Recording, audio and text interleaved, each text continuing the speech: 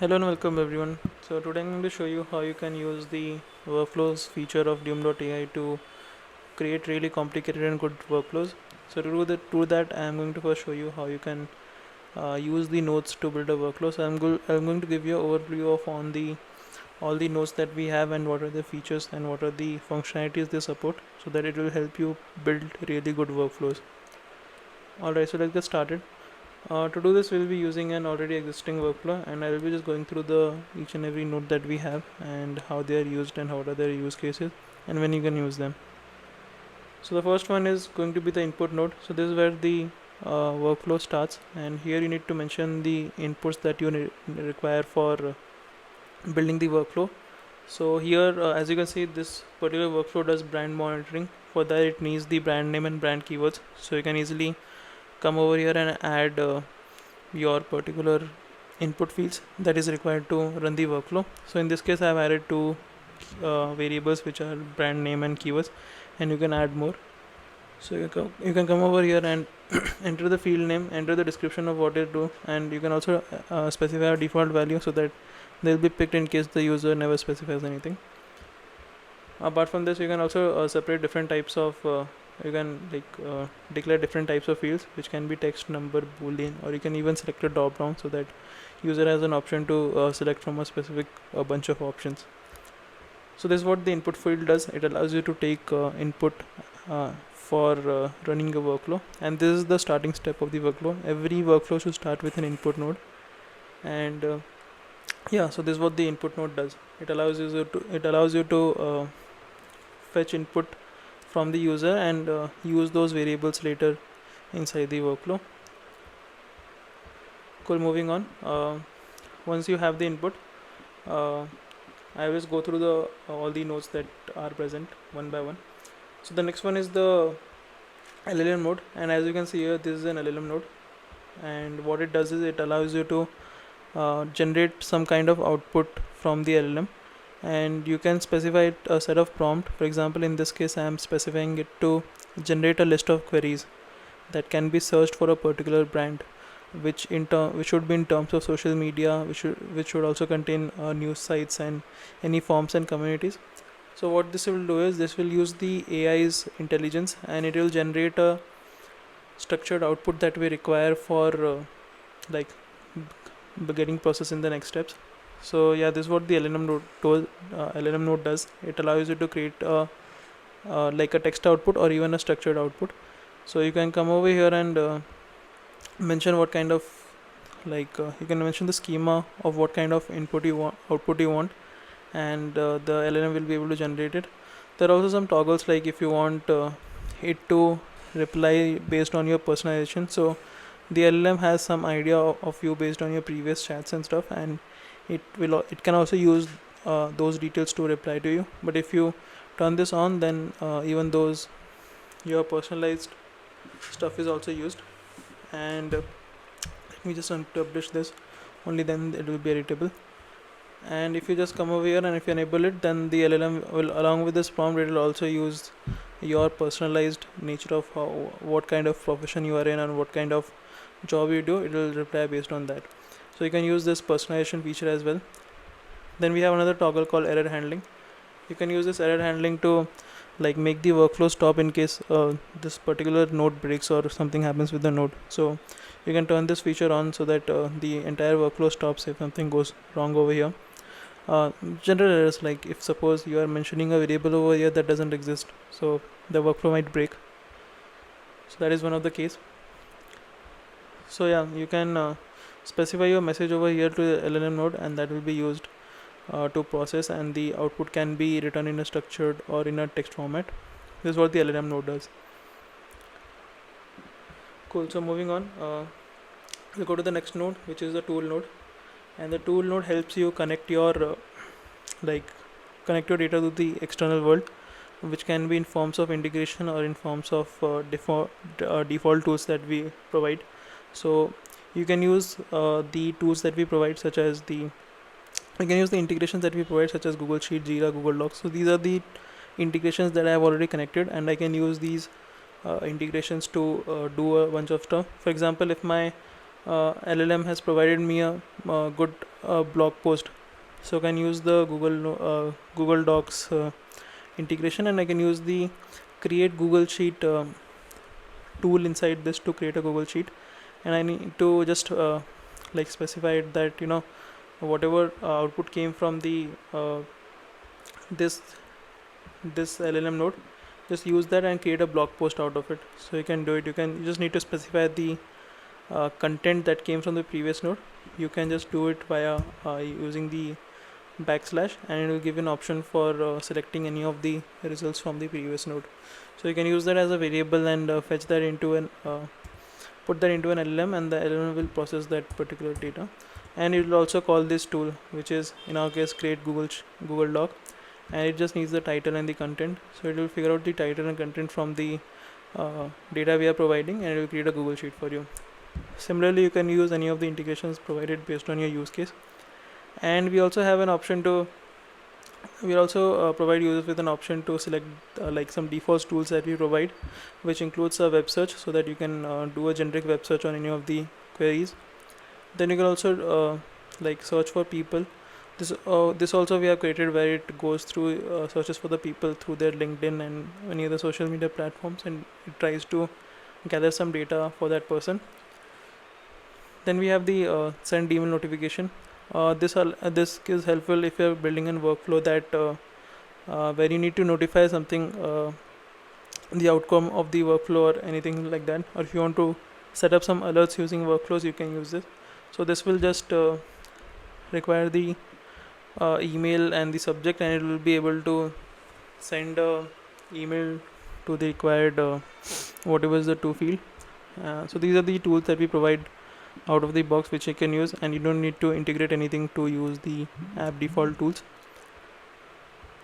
Cool. So these are two things. Here also you can select any of the models that you want and you think are intelligent enough to do your job. And if so, ideally you need to enter a prompt here in human readable format, but if you're not confident whether AI will be able to map your input over here to the list of parameters the tool requires, so you can easily come over here and select the manual mapping, and this will allow you to easily map each and every one of your output to each and every one of the input the tool requires. Or the best we would suggest is to use the prompts, and you can just dump all your data here and hope that the AI will map all the data to the required parameters properly, which is required by the tool. So this is what the tool node does. It allows you to gather, fetch, crawl data from the external tools and integrations that we have connected, and you can use that output to process further. Okay, then we have the HTTP node. In this, I think in this workflow HTTP node is not being used, so I will just add it separately. Cool. So in HTTP node, you get the liberty to call any of the APIs. So APIs is kind of technical. It is used mostly by developers. But yeah, you can specify your API over here. You can even paste the curl for the API, and the workflow will call that API. You can also specify the headers and queries and stuff, and you can also in the value you can use the output coming from any of the previous node as a variable, and you can use that to call the API. So this will help you fetch data from external APIs as well, and it supports all the different types of methods, and you can specify the headers, queries, and body and everything. So this is what the HTTP node does. It's quite technical, so use it only if you know what it does and if you understand what an API is. Cool. So moving on, next one we have is an condition node. So what condition node does is it allows you to specify a condition, and only if that's true the output will be coming from here, and if the condition fails then the output will be coming from the else part. So you can use any of the variables and you can specify a condition. Usually we add condition based on primitive data types, like if it is a text or a number, you can put conditions like greater than, equal to, or contains, etc. And if those conditions pass, then the output will be coming from the if part, and if the condition fails, then you will be getting the output from the else part. Okay, moving on. So this is what the condition node does, quite basic. You can also it's applicable for every node. You can also specify the name and a description for the node so that it is easy to understand while going through it. Like I have provided for all the nodes over here. I have provided the heading at least for each and every node where I was building. Cool. Then we have the loop node. Our loop node is already existing in this workflow. I'll just show you an example. So in loop node, you need to select an array source. In my case, the array source came from the list of the structured output that I got generated from the LLM node, and this LLM node served as a input for the next node, where I just use the array, and now the loop node will iterate to each and every element of this array, and you can process each and every individual element separately from that array source. And that's what we do. We have a bunch of queries in a list format. We go through each of them, and for each query we search for the query using the tool node, and this is what the search tool node does. So each query that was written in the list will be searched separately one by one, and once we have the final output, you can easily dump that over here, which I have dumped. Like I am asking this LLM node to create a report out of everything that we have scraped for that particular brand, and it's gonna I have returned the results that we got from scraping each and every brand. And yeah, so this is how you can use the loop node. Go through each and every element of the list, and once all the data from the list is processed individually, then you can use the results part and you can process it further. Cool. Then we have the delay node. So the delay node is mostly added to add a specific amount of delay in your workflow node. This is typically done to avoid rate limit conditions and stuff, because ideally the workflow never waits for anything to it never waits for there's no difference between when this node stops and this node starts. So if you want something like adding a delay, because if you're looping something for multiple times and you think your APIs might hit rate limit, so you can add this delay, and there are multiple use cases where you can use it. It just pauses your workflow for some specific duration, and yeah, this is quite simple. You just need to specify the duration, and it will pause your workflow for that particular duration. Okay, so this is the delay node. Then we have the output node. So the output node is where everything stops. Just like input node where everything starts, the output node is where everything stops, and you need to provide, you can listen to the text variables that were coming from you can specify the name of the variable, and you can listen to any of the variables that are the output of the previous nodes. So you can listen to them, and once the workflow executes, you'll be able to check what were the values of this variable and what was the output generated by each of these nodes. So yeah, this is the output node, and this is where your workflow understands that now it needs to stop, and it will exactly stop when all the output that is required, that we have mentioned over here, has been processed. So yeah, this is the output node.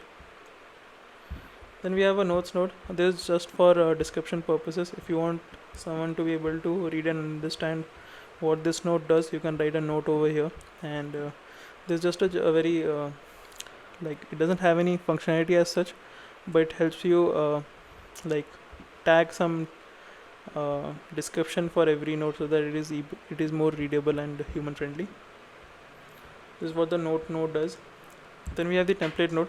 So the template node is used to get your output sorted into a particular format that you can decide. So you can write down a format over here. For example, if I want to write an email, then it should start with the introduction, then some description, and then some body. So you can define that format over here, and whatever format you decide, that format will be followed. And in the format, you can also replace the for example, if I connect this, you can also replace the actual content with some variables over here, so that this is what it allows you to provide a particular template, and all the values in the template will be replaced by the actual ones once the workflow runs.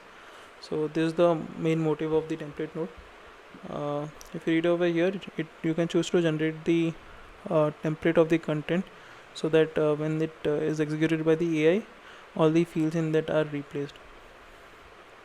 So this is what template node does. Then we have the transform node. So the transform node is also a very useful node where you need to where you can provide an input field. For example, if I'm providing an answer like this, and for example if I'm providing an answer like it requires a primitive data type, and you can perform operations on this. For example, if you want to trim the white spaces, if you want to convert it to uppercase, lowercase, title case, or if you want to truncate it or find some substring in it, then you can do all these operations in this particular field that you provide over here, and the output will be similar to the operation that you have chosen over here.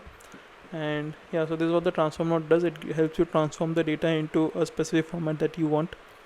And yeah, you just need to specify the input, the field that you want to transform, the operation that you want it to do, and that's it. You can also specify fallback value over here in case the transformation fails. Cool, moving on. The next and the last one we have is the trigger node. So what it does is it helps you trigger the workflows like without being in this without opening this dashboard. So there are three ways you can set up a trigger for your workflow. The first one is the integration type, where the workflow gets triggered based on any external parameters. Like for example, you received an email or you got a PR to review or something was assigned to you on Jira. So you can like create triggers based on those events, and your workflow will trigger as soon as those events occur. So this is what the integration node does.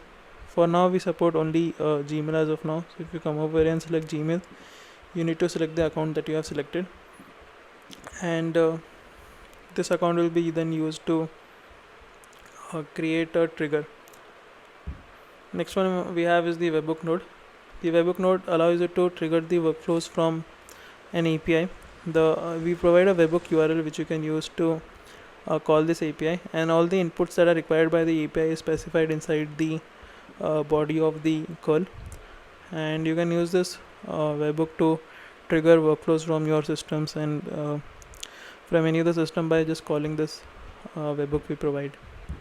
So this is another way of triggering a workflow. Then we have the schedule option, where you can schedule a workflow to run it at correct time. So we usually use this for internally we use it for daily digest because it runs every day. So you can schedule it to run at specific intervals or at specific frequency. Here we can specify, for example, if I wanted to run weekly, once every week, and I can specify the time when it should run, and the workflow will be scheduled to run at that particular duration. So yeah, this is what the trigger node does. It allows you to trigger the workflow outside the Dume.ai dashboard. And one more thing, to trigger the workflow, you need to actually keep your workflow in published state, and only then you will be allowed to trigger your workflow. For example, if I come over here, I need to publish it first, and once I have published it, only then I will be allowed to trigger my workflow. So in this case I have published it, and now it is in private mode, and now my workflow will run specifically for me based on whatever I have configured over here. So that's it, guys. This is all the nodes that we have, and you can use these nodes to create really powerful workflows. So I'm all excited to see you guys creating some really good workflows in our dashboard. Cool, signing off.